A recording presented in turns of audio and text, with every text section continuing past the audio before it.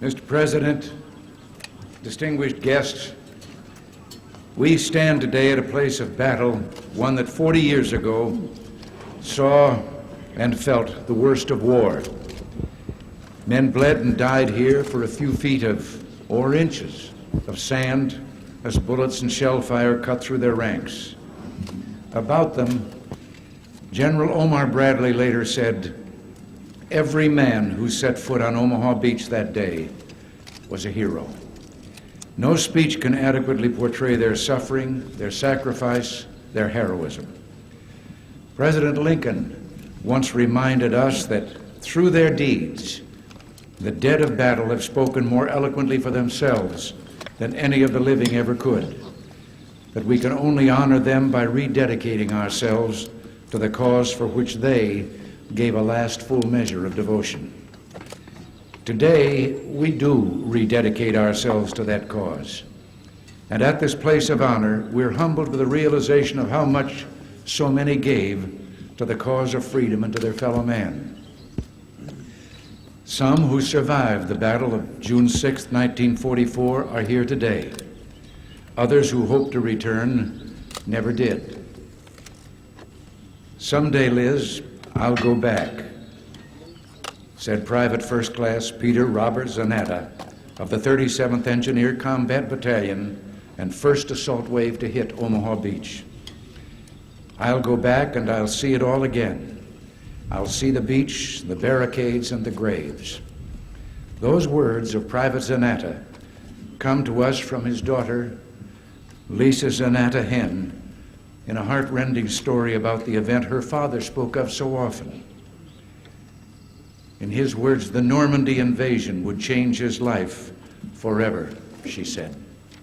She tells some of his stories of World War II, but says of her father, the story to end all stories was D-Day. "He made me feel the fear of being on that boat waiting to land. I could smell the ocean and feel the seasickness. I can see the looks on his fellow soldiers' faces, the fear, the anguish, the uncertainty of what lay ahead. And when they landed, I can feel the strength and courage of the men who took those first steps through the tide to what must have surely looked like instant death." Private Zanata's daughter wrote to me, "I don't know how or why I can feel this emptiness, this fear, or this determination, but I do. Maybe it's the bond I had with my father. All I know is that it brings tears to my eyes to think about my father as a 20-year-old boy having to face that beach." The anniversary of D-Day was always special for her family, and like all the families of those who went to war, she describes how she came to realize her own father's survival was a miracle. "So many men died. I know that my father watched many of his friends be killed. I know that he must have died inside a little each time.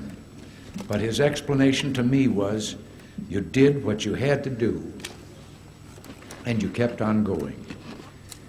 When men like Private Zanata and all our Allied forces stormed the beaches of Normandy 40 years ago, they came not as conquerors, but as liberators. When these troops swept across the French countryside and into the forests of Belgium and Luxembourg, they came not to take, but to return what had been wrongly seized.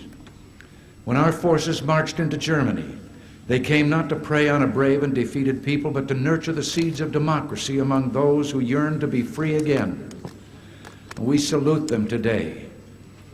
But, Mr. President, we also salute those who, like yourself, were already engaging the enemy inside your beloved country, the French resistance. Your valiant struggle for France did so much to cripple the enemy and spur the advance of the armies of liberation.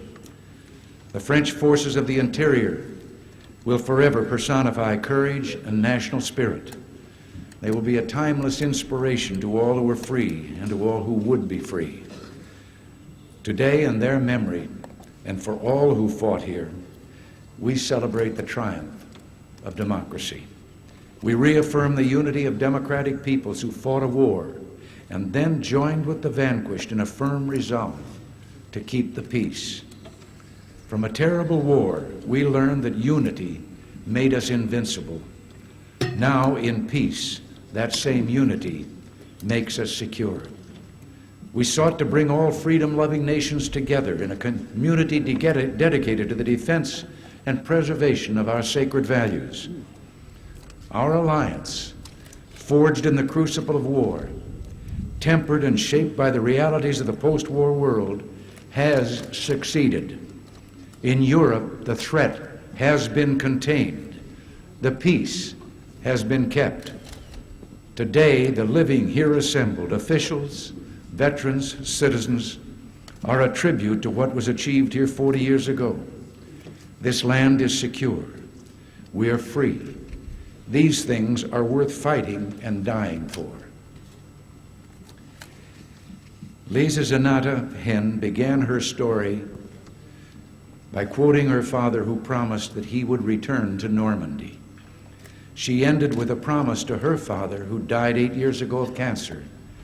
I'm going there, Dad, and I'll see the beaches and the barricades and the monuments. I'll see the graves, and I'll put flowers there just like you wanted to do. I'll feel all the things you made me feel through your stories and your eyes. I'll never forget what you went through, Dad, nor will I let anyone else forget. And Dad, I'll always be proud. Through the words of his loving daughter, who is here with us today, a D-Day veteran has shown us the meaning of this day far better than any president can. It is enough for us to say about Private Zanata and all the men of honor and courage who fought beside him 4 decades ago. We will always remember. We will always be proud. We will always be prepared, so we may be always free.